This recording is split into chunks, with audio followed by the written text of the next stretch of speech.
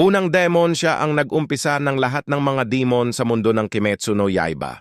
Kamalayan sa tao, naging interesado sa mga tao matapos makakita ng isang babae na nag-aalay ng buhay para sa iba. Aginom ng dugo.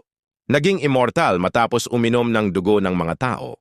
Pagbabago ng anyo. Kakayahang magbago ng anyo upang magtago.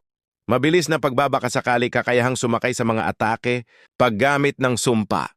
Kakayahang magpataw ng sumpa sa mga tao at demon. Walang habag, hindi nagpapakita ng awa sa mga kalaban. Naghahangad ng kapangyarihan, nais niyang maging pinakamalakas sa mundo sa pagkamalupit, hindi nagpapakita ng pagmamalasakit sa mga demon. Tanging kahinaan. Ang kanyang kahinaan ay ang sunlight na nagpapahina sa kanya.